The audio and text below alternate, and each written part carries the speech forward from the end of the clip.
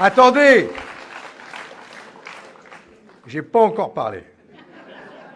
Merci mes chers camarades pour votre accueil chaleureux.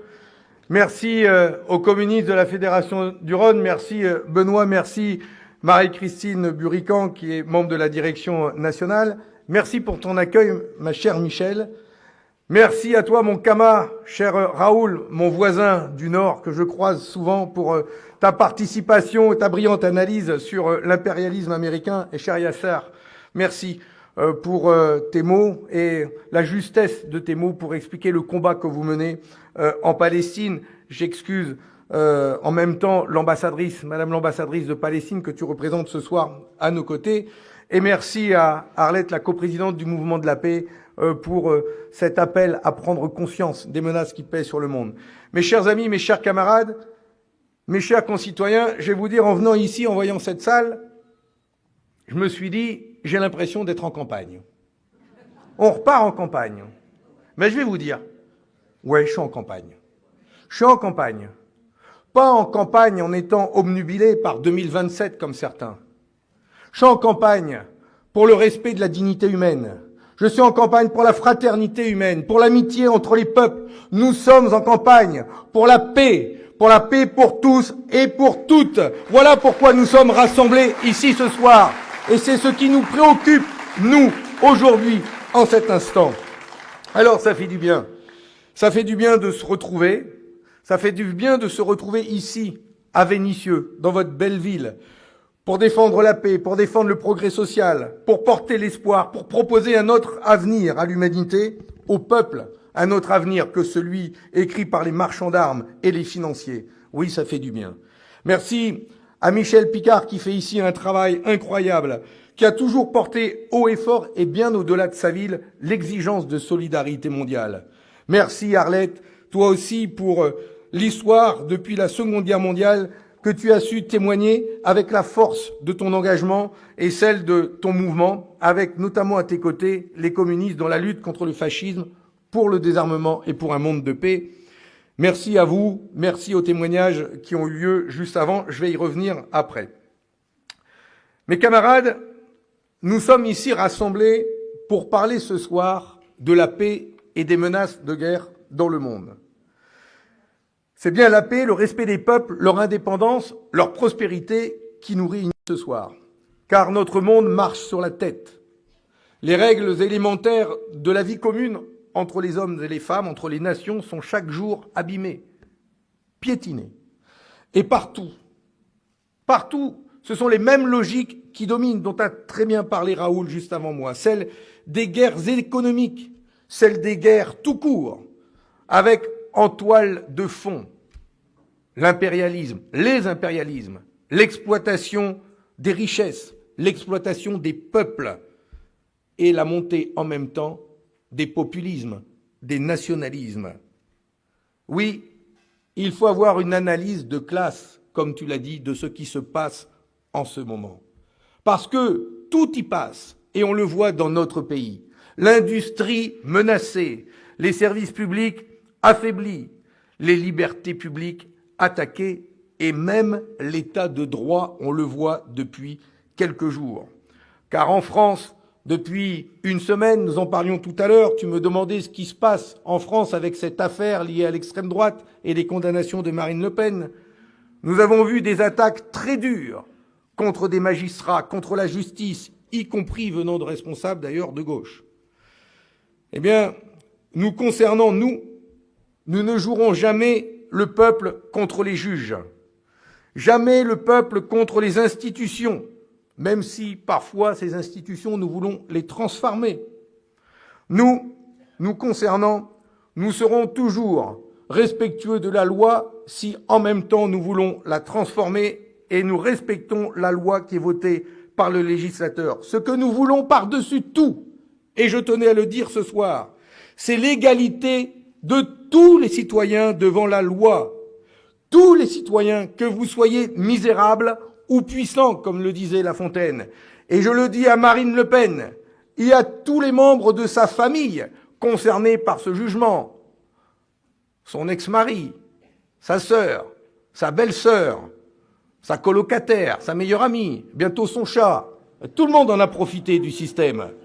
Eh bien, je lui dirais que, à sa place, en tant que puissante, elle devrait penser justement aux misérables, obliger, eux, d'exécuter leur peine, quand bien même ils font appel. La loi ne doit pas être faible pour les forts et fort pour les faibles. Elle doit être la même pour tous. Il n'y aura pas d'amnistie pour Marine Le Pen et nous combattrons la loi d'amnistie que propose M. Ciotti.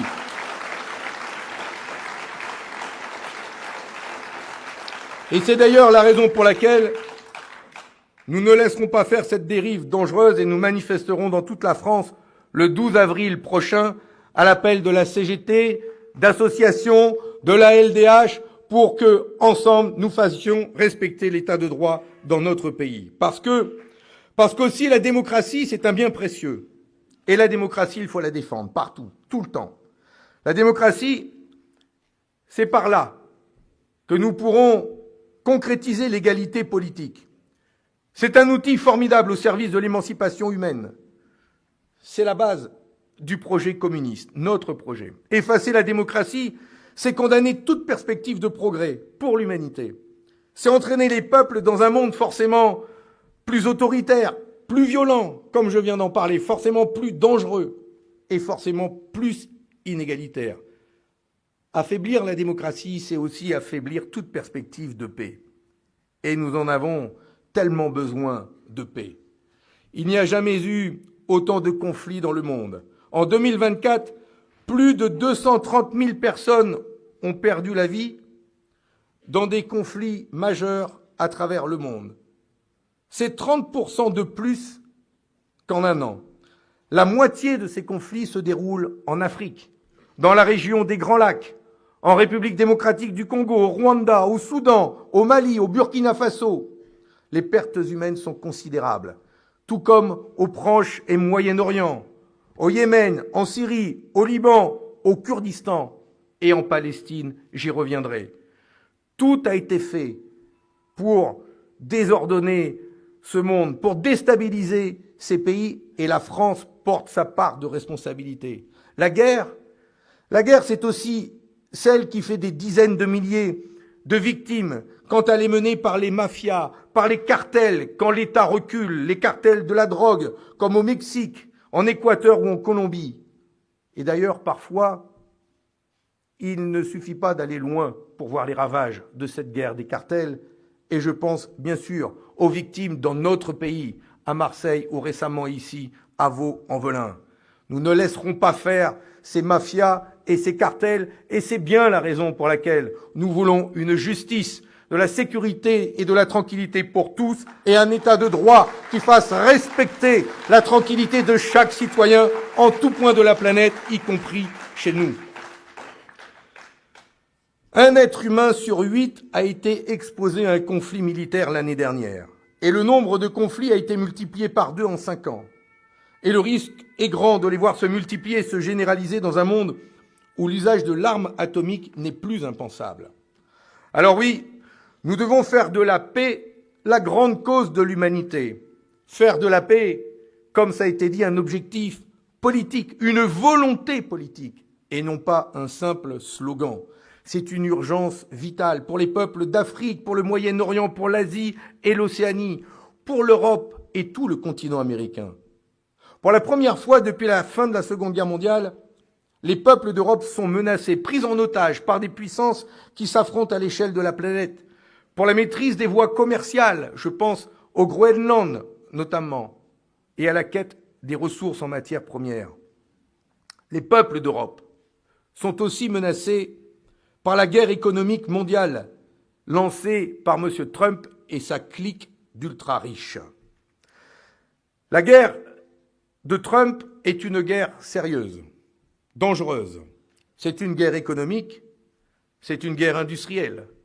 Trump n'est pas fou, contrairement à ce que disent certains. Il compte ses sous, et il en veut beaucoup, beaucoup, beaucoup. Et il le dit comme ça. Mais comme l'a très bien expliqué Raoul, le capitalisme américain est malade. Le dollar est malade. Et aujourd'hui, les États-Unis sont en crise, traversé par une crise, dépassé par la Chine. Alors, comme une personne qui se noie, ils s'agitent et ils trinent, ils traînent avec eux ceux qui veulent leur porter de l'aide. La guerre économique de Trump est une guerre sérieuse parce que c'est une guerre industrielle, une guerre énergétique, une guerre commerciale. Et c'est donc une guerre contre les travailleurs, contre nous, qu'ils soient français, européens et même américains, car ils subiront le prix. Car quand M. Trump décide d'augmenter les droits de douane contre tout ce qui rentre aux États-Unis, et que l'Europe décide de répondre en miroir par la même chose et d'augmenter aussi les droits de douane, mais qui va payer? Les Américains, comme les Européens, verront les prix de l'alimentation, des biens de consommation, des voitures, des frigos, des télés, tout ça va augmenter. Et c'est nous qui en paierons le prix. Mais ce sont aussi les salariés et les entreprises de ces grands groupes qui produisent ces biens de consommation. Parce que quand il faudra payer des droits de douane plus importants dans un sens comme dans un autre, les grandes entreprises, avec ces droits de douane en plus pour que les prix n'augmentent pas de trop, rogneront peut-être un peu sur leur marge, mais demanderont beaucoup aux travailleurs, aux salaires, aux conditions de travail. Et c'est là où nous devrons payer demain le prix de cette politique. C'est la raison pour laquelle nous ne devons pas accepter ce qui se passe, bien sûr, de la part de Trump, mais y compris de ce que l'Europe met dans le poids pour s'opposer à cette politique. Il y a d'autres leviers à utiliser. Et si cette guerre commerciale est une guerre industrielle, une guerre pour la maîtrise de l'énergie, eh bien, menons cette bataille sur le continent européen, menons cette bataille chez nous et investissons massivement pour relocaliser nos entreprises, pour relocaliser l'industrie en France et en Europe, pour produire ici ce dont nous avons besoin et investissons fortement dans la production d'énergie décarbonée, divisons par 3, par 4 le prix de l'électricité et vous allez voir que nous serons tout de suite beaucoup plus compétitifs par rapport aux États-Unis. Voilà la bataille que nous devons mener. Investissons en France, libérons l'argent de la Banque Centrale Européenne pour faire en sorte que l'économie européenne et française soit beaucoup plus forte. C'est le combat que nous devons mener. Bien sûr, on verra peut-être des grands groupes industriels, des grands actionnaires français qui feront le choix d'aller faire des génuflexions du côté de chez Trump et d'aller investir de l'autre côté de l'Atlantique et d'aller ouvrir des usines là-bas. Et il faut que le message soit clair à leur encontre. Les traîtres et les collabos n'auront pas de place ici en France. S'ils veulent partir, qu'ils partent, mais sans les capitaux et sans l'outil de travail, parce que ça, nous le réquisitionnerons et ça restera chez nous.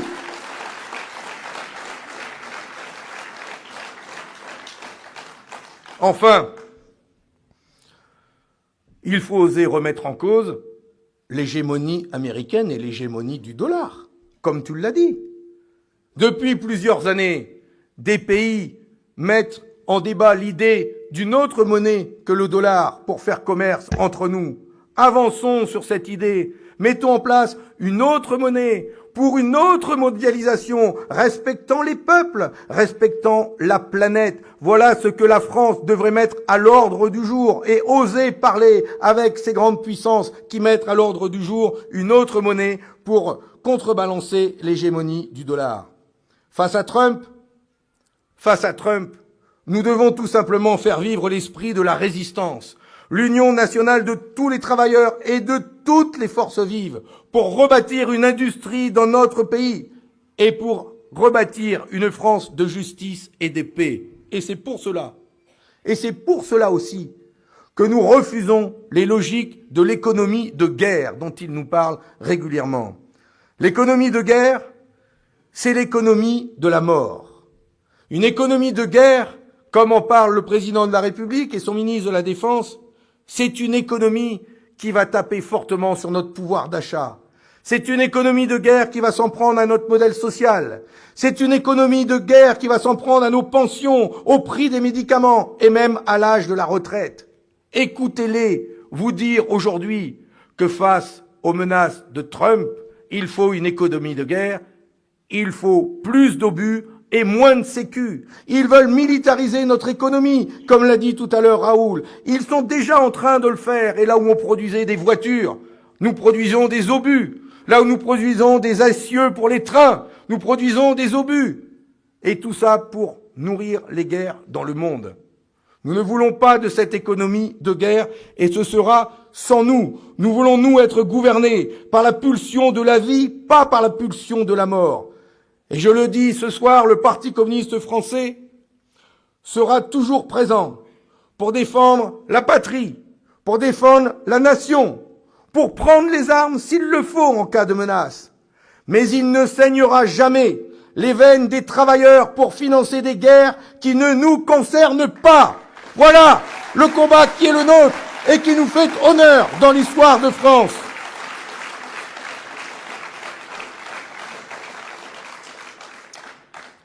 L'économie de guerre, est-ce qu'ils se rendent compte un seul instant des sommes qui sont en jeu et que je vous redonne? L'économie de guerre, c'est faire passer le budget de la défense en France de 50 milliards d'euros par an, ce qui est déjà pas une paille, à 100 milliards d'euros par an. Non. Enfin, est-ce que un seul moment, on se pose la question de savoir où ils vont prendre cet argent? Où il y a un argent magique, hein? Possible. Pouvoir de création monétaire des banques. C'est possible. Mais que ça serve justement à alimenter nos hôpitaux, nos écoles, à embaucher, à former. Ou alors, c'est pas par le pouvoir de création monétaire des banques. Et c'est chez nous qu'ils vont prendre cet argent. Nous ne devons pas l'accepter.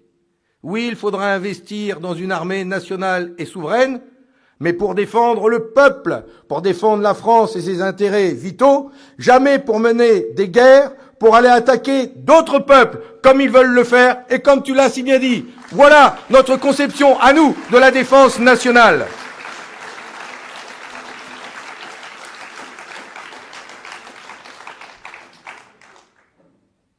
Près de 2500 milliards de dollars ont été consacrés l'année dernière dans la course à l'armement.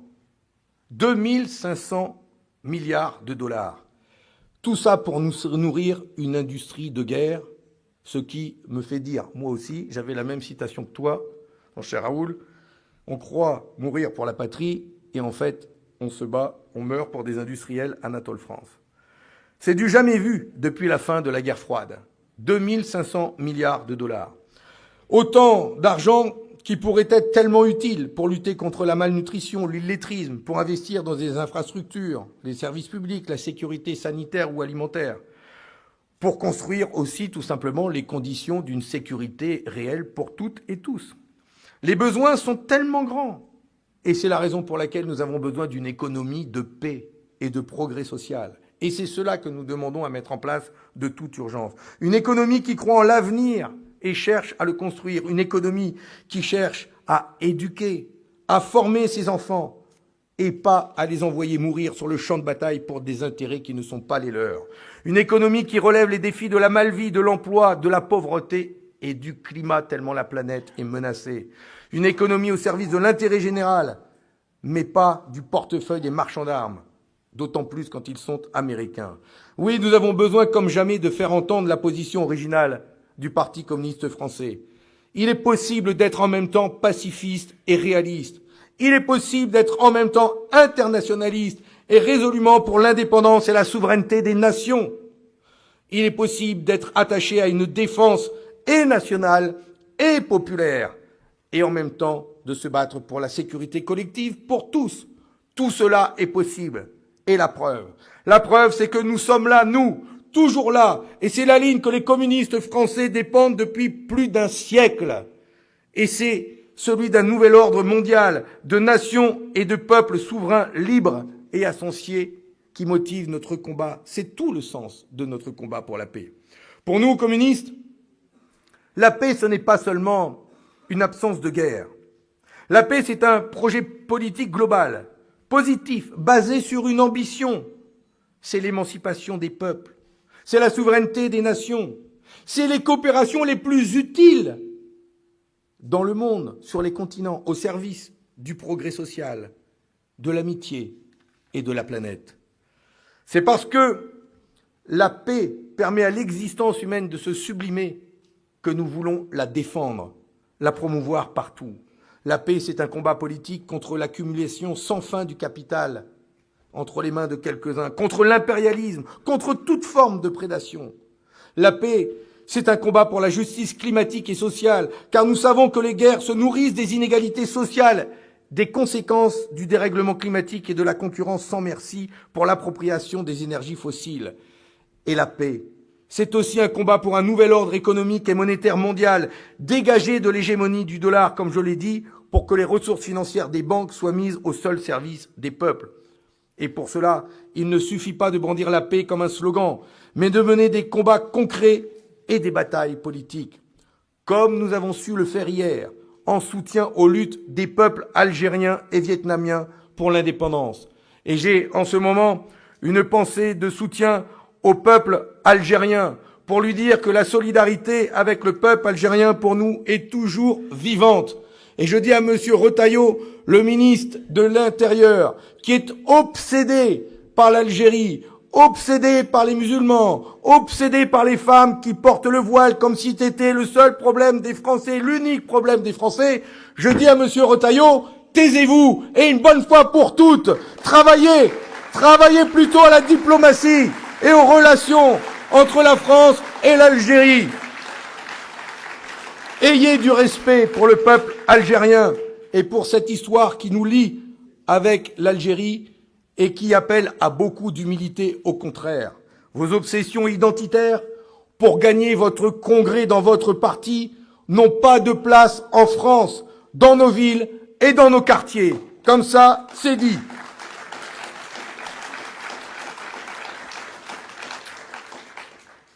La solidarité concrète, c'est aussi celle que nous avons envers le peuple cubain, qui subit depuis plus de 60 ans un blocus économique, financier et politique terrible dans le silence le plus absolu. Ce blocus, le plus vieux et monstrueux, il est illégal, il doit cesser. Des moyens juridiques existent pour contourner le blocus, tant en matière de mouvements de capitaux, de dialogue politique que de coopération. La France doit le mettre en œuvre, et rapidement. Voilà une occasion de se battre concrètement pour la paix.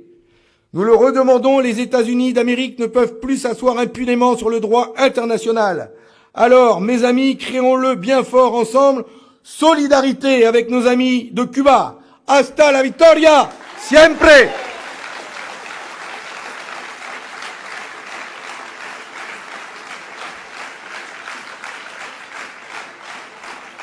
Avec Cuba, bien sûr, nous parlons du respect du droit international. Et il est temps que la France se remette au service du droit international, qu'elle soutienne les institutions chargées de sa protection et qu'elle mette fin, enfin, aux 2 poids 2 mesures en matière de droit international et à une indignation sélective qui nous décrédibilise aux yeux des peuples et du monde entier. Pour notre part, nous avons toujours défendu cette équité et une action diplomatique basée sur la justice et le droit international. C'est pour cela que nous avons été, que nous sommes et que nous serons toujours aux côtés du peuple palestinien. Nous serons toujours à défendre la solidarité et la liberté du peuple palestinien et pour une solution à 2 États pour le peuple palestinien et pour le peuple israélien.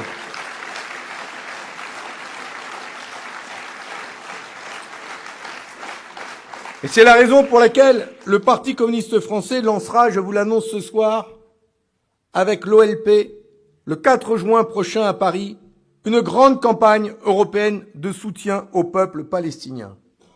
Comment accepter l'impuissance et le silence coupable de la France face au génocide qui se déroule en ce moment à Gaza, où plus de 50 000 hommes, femmes et enfants ont déjà perdu la vie, où des populations civiles prises au piège de l'enclave meurent en masse sous les bombardements de l'armée israélienne. Oui, nous sommes en absurdie, comme le dénonce avec force Dominique de Villepin, qui encore une fois, aujourd'hui, 20 ans après la guerre américaine en Irak, sauve l'honneur de la diplomatie française. Mais il est bien seul. Les massacres et les crimes de guerre en Palestine ne peuvent plus durer. Les otages israéliens, eux aussi, doivent être libérés. Et la Cour pénale internationale, qui a émis des mandats d'arrêt contre plusieurs dirigeants israéliens et des cadres du Hamas, doit être respectée. La France doit respecter ces actes et prendre des sanctions les concernant tant que l'État d'Israël ne se conformera pas au droit international. La France, comme l'Espagne, comme l'Irlande, comme la Norvège, comme la Slovénie, doit reconnaître l'État de Palestine sur la base des résolutions de l'ONU et des frontières de 67, c'est-à-dire avec la Cisjordanie, Jérusalem-Est et Gaza et Jérusalem-Est pour capitale. Voilà ce que nous demandons.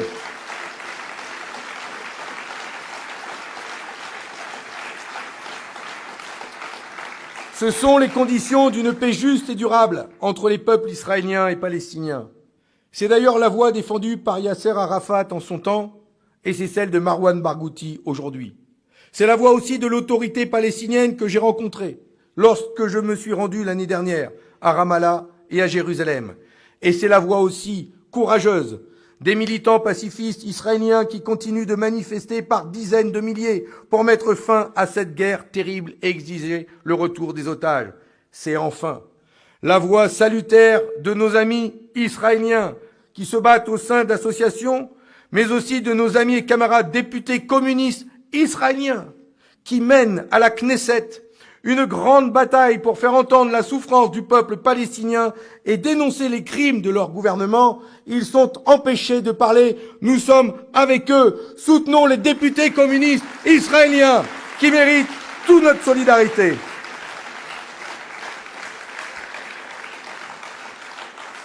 Le gouvernement d'extrême droite de Netanyahou, sous les yeux de la communauté internationale, est en train purement et simplement de faire disparaître un peuple entier et de condamner toute perspective politique, toute possibilité de coexistence pacifique. C'est là le drame. Honte au gouvernement français qui détourne le regard et refuse au peuple palestinien le droit à la justice, le droit de vivre en paix et souverainement sur sa terre.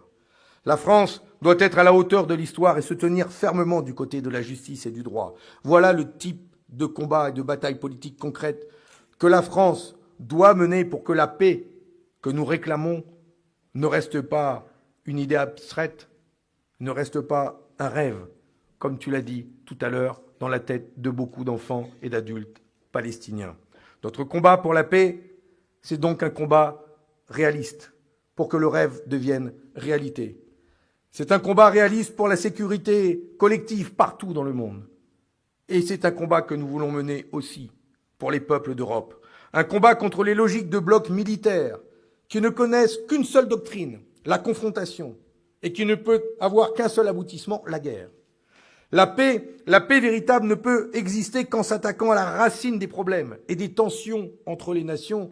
Et tu l'as bien analysé, Raoul, en parlant de l'impérialisme, de la conquête des richesses et de l'exploitation des peuples. Comment construire la paix et la sécurité des peuples en Europe, notamment en abandonnant notre sécurité aux États-Unis? Comment avons pu faire ça pendant tant d'années? Comment défendre notre souveraineté, nos choix politiques et diplomatiques, en continuant de défendre en même temps une alliance militaire, l'OTAN, qui a fait de l'Europe entière un protectorat américain? Et aujourd'hui, nous sommes sous leur coupe.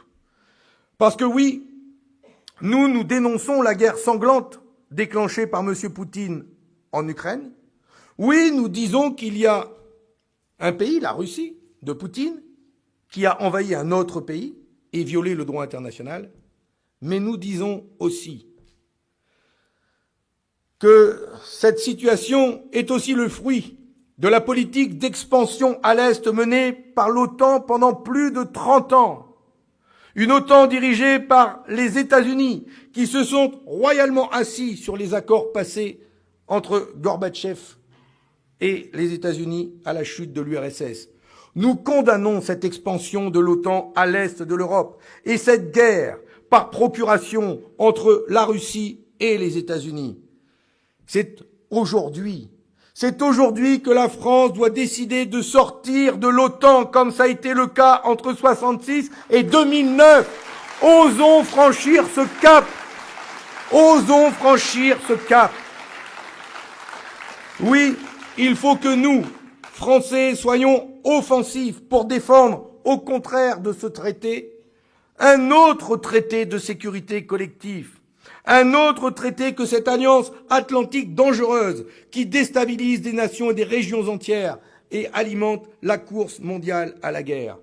Oui, chez nous, à la différence de la Belgique, il y a une sorte de complicité entre le gaullisme et le communisme sur cette question. Parce que De Gaulle avait eu le courage de sortir du commandement de l'OTAN, eh bien nous, communistes français, nous le demandons aujourd'hui et jetons la main aux gaullistes français pour qu'ils fassent la même demande. Osez, faites-le, et vous verrez, le cours de l'histoire en France changera.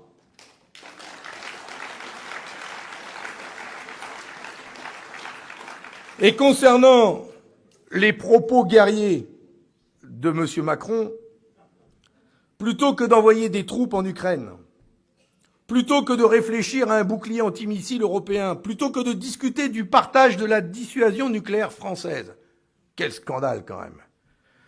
Exigeons plutôt des chefs d'État européens qu'ils travaillent à la paix en Europe, à la construction d'un espace de sécurité collective, de l'Atlantique à l'Oural, et associant toutes les parties. Franchement, nous avons su faire cela pendant la guerre froide. Nous avons su écrire les accords finaux d'Helsinki en 1971. Brejnev et Nixon dirigeaient le monde, le doigt sur la gâchette nucléaire, et ils ont réussi à signer ces accords, et nous ne pourrions pas y arriver, nous, aujourd'hui. Nous serions, nous, la France et l'Union européenne, incapables de négocier un accord de paix avec M. Poutine, garantissant y compris la sécurité du peuple ukrainien. Mais cela devrait être toute notre priorité aujourd'hui. Et je dirais même que face aux oukases et aux outrances de M. Donald Trump, ça devrait être la priorité des priorités que de lui damer le pion et d'aller faire un accord de paix avec Poutine, nous, les Européens, dans le dos de M. Trump. Nous devrions faire ça, parce que face au risque de récession provoqué par la guerre commerciale des États-Unis contre nous, les menaces qu'ils mènent contre le Groenland, le Danemark, les menaces qu'ils mènent contre les richesses de l'Ukraine, qu'il veut s'approprier totalement et déposséder le peuple ukrainien. Mais ne laissons pas faire. Soyons audacieux, soyons ambitieux au contraire.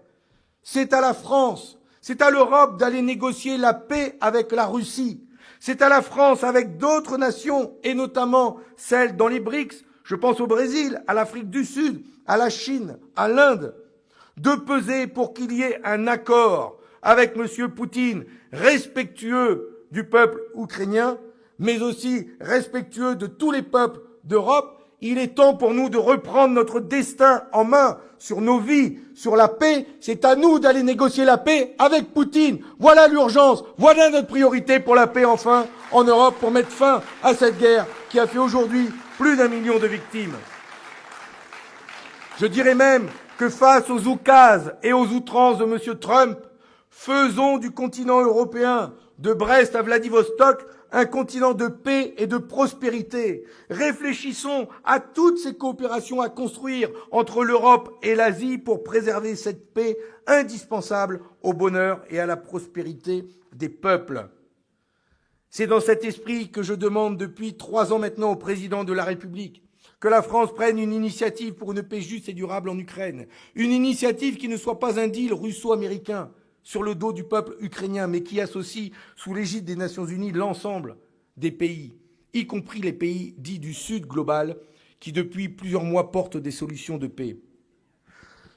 Oui, si la souveraineté de l'Ukraine est inconditionnelle, je le dis et je le répète, la paix des peuples européens est aussi inconditionnelle.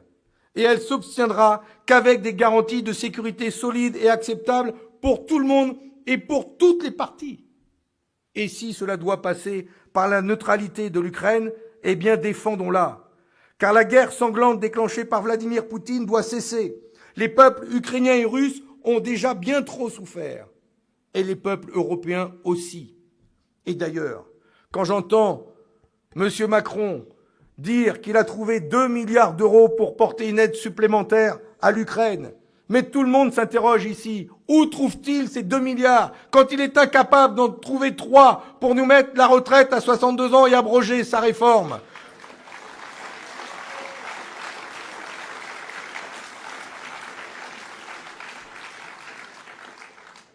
Affirmer, comme le fait M. Macron, que la Russie constitue une menace existentielle, cela nous enferme dans une logique d'escalade mortifère et nous empêche de mener une politique diplomatique réaliste et ambitieuse pour la paix. Parce que nous sommes assis sur un baril de poudre. Allons-nous prendre la responsabilité d'engager non pas seulement les enfants de France, mais aussi ceux de l'Europe tout entière, dans un conflit généralisé dont les conséquences seraient terribles pour tous? Ensemble, nous pouvons peser pour qu'il en soit autrement. Ensemble, nous pouvons peser pour ne pas laisser les sirènes de la guerre rendre inaudibles les voix nombreuses, innombrables, qui s'expriment encore en faveur de la paix. N'oublions jamais les engrenages fatals d'alliances qui ont conduit aux 10 millions de morts de la Première Guerre mondiale. N'oublions jamais les rancœurs accumulées des peuples et les frustrations sociales qui ont provoqué la montée de l'extrême droite et du nazisme et qui ont provoqué les conditions du déclenchement de la Seconde Guerre mondiale et de son hécatombe. N'oublions jamais toutes les formes d'impérialisme et les dominations coloniales qui, jusqu'au bout, ont opprimé les peuples qui se battaient pour leur indépendance et leur survie. Des voix s'élèvent partout sur la planète en faveur de la paix. Écoutons-les. Écoutez ce qu'elles ont à nous dire et ce qu'elles portent d'espoir nouveau pour l'humanité. Écoutons ce monde multipolaire qui s'affirme contre l'hégémonie et pour un autre ordre économique et financier mondial. Écoutons ces nouvelles coopérations qui se construisent loin de nous. Au sein des BRICS, elles peuvent être un point d'appui formidable. Reprenons le travail des générations qui nous ont précédés sur le désarmement global, sur l'interdiction des armes nucléaires, sur la refonte des institutions internationales. Et oui, la France doit signer le TIAN et participer au désarmement nucléaire mondial. C'est le combat que nous avons toujours porté, nous, communistes français.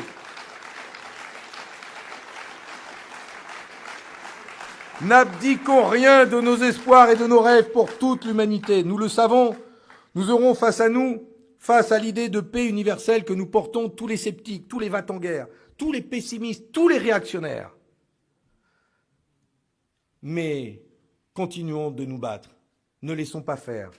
Saisissons justement cette date du 8 mai prochain, date du 80e anniversaire de la libération et de la capitulation du nazisme en Europe et en France.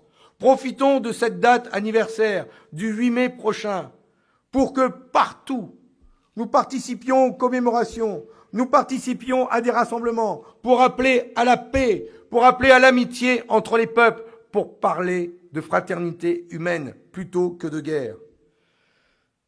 Nous croyons, nous, à la possibilité du bonheur. C'est une force qu'ils ne pourront jamais nous retirer. Et en France, il y a aussi une force qu'ils ne pourront jamais abattre. C'est la force du Parti communiste français. C'est la vôtre. Et ce combat pour la paix sera d'autant plus fort qu'il y aura dans notre pays un Parti communiste français fort et influent, avec des militants prêts à mener ce combat, à aller discuter, à mener la bataille, des cages d'escalier, des porte-à-porte. Alors oui, renforçons le Parti communiste français, le parti de la paix, le parti du progrès social, le parti qui sait marier le drapeau rouge des conquêtes sociales et le drapeau bleu-blanc-rouge de la Révolution française.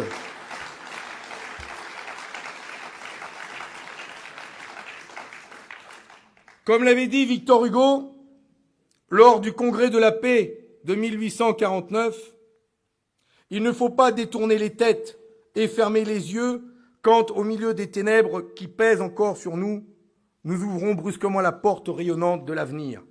Voilà ce que nous voulons. Nous voulons ouvrir pour tous les peuples la porte rayonnante de l'avenir, de la paix et du progrès social, vive la paix universelle, vive la République pacifique, laïque et sociale, vive la France, mes camarades!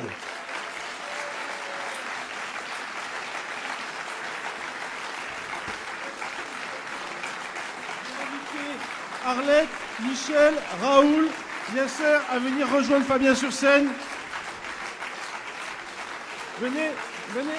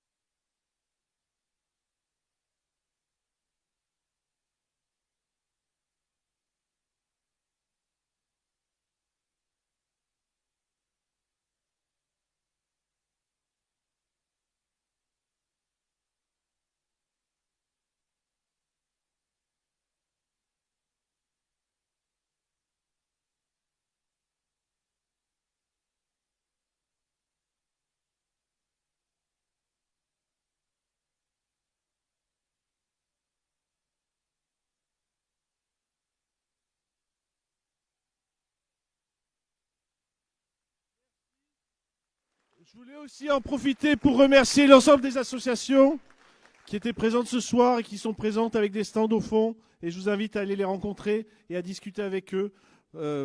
Génie de l'association palestinienne.